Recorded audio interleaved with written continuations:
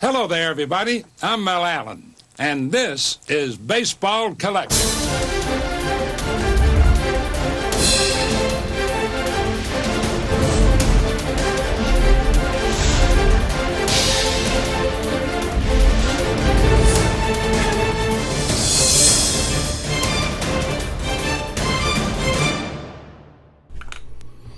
Yo and hello everybody, Mike here, Baseball Collector, and a new day has dawned for my channel. This is my debut video on the Bench Clear Media Network, which I am really excited to be a part of and really looking forward to seeing how it grows and how it builds. So this is my first video to do on the new channel. So welcome if you're here. If you've come over from my other channel, Baseball Collector, then welcome. If you are welcome back, I guess I should say. If you're from one of the other guys' channels, then hope you enjoy what you see, and hopefully we can have some fun on this channel. I appreciate everybody. I appreciate Ty and Jeff, who are kind of doing this together, building this channel out and building this network out. So if you haven't ever watched Breaker Culture or Pack Geek, make sure you do that. There are two other great channels doing a lot of stuff. They'll start putting a lot of content on here as well. But man, okay, so let's talk about what we're going to talk about today. So I am not a card flipper. I'm a collector. Like, that's my bread and butter. That's how I view myself. That's what I am. But I've sold cards before. I sold some cards that I had doubles of that I have the nice opportunity to buy slabs twice. Sometimes I'll buy a vintage card that I already have for various reasons, all of which I just go, God, what an idiot. And so I've collected those over time, and I've sold some of those off. And but typically I'm not a seller of cards. I keep everything. It's all PC for me.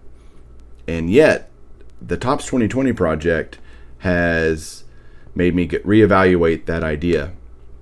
And so total, I have bought about 10 cards from the Project 2020 for Tops. I have only had 2 of them in hand, and those are the only ones that I feel comfortable selling. And so during all the crazy a couple of weeks ago, I sold 2 cards. I sold this card, and then I sold this card. And wasn't upset at all that I sold them. I thought I would be, but I couldn't pass on the money that they were going for, and so I had to buy them, or sell them, I should say. And what I did was I took that money and I bought all of this. And that was, so what I did was I took the 2 cards, the selling price, then you have eBay fees, so you got to take that off. You have PayPal fees, so you got to take that off. And then I even took off the cost of the card themselves, which I had bought them directly from Tops, $20 a piece, so $40 for the 2 cards, minus PayPal fees, minus eBay fees. That left me with a number of net profit to me, and that is the amount of money that I used to buy all these cards. So I got all of these cards you're going to see here in a little bit with that money. And it was I'll make the trade that I did here, that swap, that flip, if you want to say, every day of the week and twice on Sunday. So a huge concern of mine is definitely the idea that people who are buying these and all the hype and all the craziness are taking that money and buying other cards, and then the person who bought your Project 2020 cards are coming back and wanting their money back because the prices have dropped so much. And it really sucks when people come up with all kinds of lame excuses, and that money's already spent. Like, I've already spent this money, so I haven't had any problems with the 2 people that I sold the card to. They haven't come back to me or anything like that. And I really hope I don't, because eBay is notorious for siding with the buyer. So you're kind of screwed unless you have just a really good reason. And that's kind of scary, because this is a lot of money for people. And if you end up, again, using that money for something else and then have to give it back, that can really put you in a bind and really suck. So that's kind of the problem with Project 2020, is it happened all so fast and it grew so fast that it was hard. People didn't even have cards in hand that they're selling. They're literally buying from someone else, selling it, hoping that the card gets there. A lot of them, the cards haven't even been shipped out by Tops, so it's got to go through 2 or 3 parties to get to the end place. And lots of orders being canceled, all sorts of stuff. It's a mess, quite frankly. And but that being said, I took full advantage of this opportunity that came up. I mean, when you buy a card for $20 and you can sell it for hundreds and hundreds and hundreds of dollars a few weeks later, I would be an idiot not to do that, not to sell those cards. And if I can buy them back later when they all crater, which I think they will, I do not think Project 2020 has any staying power whatsoever long term in the hobby. It's a fad, and I think it will eventually fade. And all those people that have invested significant amounts of money are going to be not too happy about it. I hope I'm wrong, because I don't really care if they're worth a lot of money or not. Again, I have more coming that I'd like to sell, but if I don't get to sell them, then I'll keep them in my PC, because I only paid I didn't buy any of them on the secondary market, so I'm totally cool with that. If I end up just having to keep them, because I only buy cards that I like. I don't buy cards that I think are going to be worth a lot of money. And I think that's a good lesson to think. If you got stuck with this card, are you happy having it in your collection? And if you're not, you shouldn't do it. You shouldn't just chase after the money, because you're going to get burned at some point, and that would be no fun for you, I promise. So, man, let's get to what I took those two cards that you saw earlier and turned it into. That's all PC stuff for me, vintage stuff, the stuff I love. Let's take a look. All right, so here we go again. I'm going to show you guys what I took those two Tops Project 2020 cards. I turned it into 11 cards for my PC. That is stuff that long term I'm going to be much happier that I have in my collection than certainly those two Project 2020 cards. And to me, it's an absolute no-brainer that I did this. And so let's take a look at what I got. Most of them, or not most of them, but some of them certainly are what I would call just cards I wanted, and they're certainly not expensive. I mean, a lot of these were $20 or under, and they were just cards I needed to pick off the checklist and get done. And so a bunch of 50s stuff, like here's a Whitey Herzog, certainly a Hall of Famer as a manager, not as a player, but this is when he was a player for the Kansas City Athletics. Ironically, one of his teammates that year was another guy who would eventually become a Hall of Fame manager, and that's Dick Williams.